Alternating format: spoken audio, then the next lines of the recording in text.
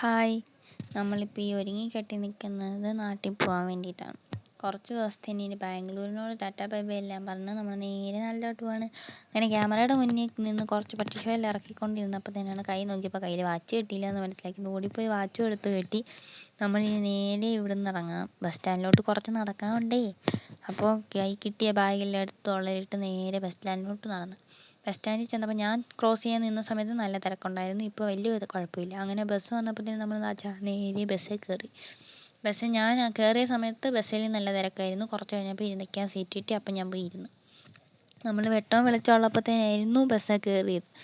പക്ഷേ കുറച്ചങ്ങ് ചെന്നപ്പോഴത്തേനും നല്ലപോലെ ഇരുട്ടിയായിരുന്നു. ഇത് ബാംഗ്ലൂർ പാലസ് ആണെന്നാണ് എൻ്റെ ഒരു വിശ്വാസം. എന്തോ ഒരു സാധനം. എന്തുവാണേലും ആ ലൈറ്റെല്ലാം കത്തുന്ന കാണാൻ നല്ല ഭംഗിയില്ലേ, അതുകൊണ്ടൊരു വീഡിയോ എടുത്തതാണ്. അങ്ങനെ നമ്മൾ 6 മണിയാകുമ്പോഴത്തേന് KR മാർക്കറ്റ് വരുമെന്നും പറഞ്ഞിട്ട് 7 മണിയായപ്പോഴാണ് KR മാർക്കറ്റ് വന്നത്. അങ്ങനെ KR മാർക്കറ്റും വന്ന് 8:45-നാണല്ലോ ബസ്. അപ്പം നമ്മൾ പിന്നെ പോയി ഫുഡെല്ലാം കഴിച്ച് നേരെ ബസ് സ്റ്റോപ്പിൽ വന്നിരുന്നു. ഇനി 8:45 വരെ ബസ് വരുന്നോടം വരെ അവിടെ വായി നോക്കി നിൽക്കണം. അങ്ങനെ ബസ് വന്നപ്പോഴത്തേന് നേരെ ബസ്സിൽ കയറി.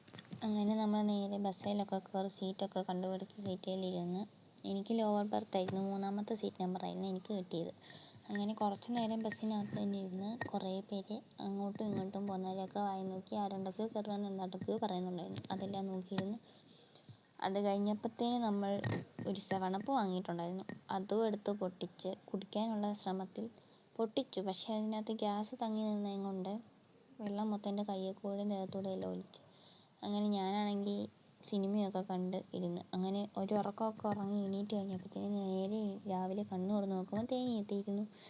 അങ്ങനെ കുറേ നേരം തേനിയിൽ എന്താണ് ലോഡൊക്കെ ഇറക്കാനുണ്ടെന്ന് പറഞ്ഞിട്ട് അങ്ങനെ കുറേ നേരം കഴിഞ്ഞു.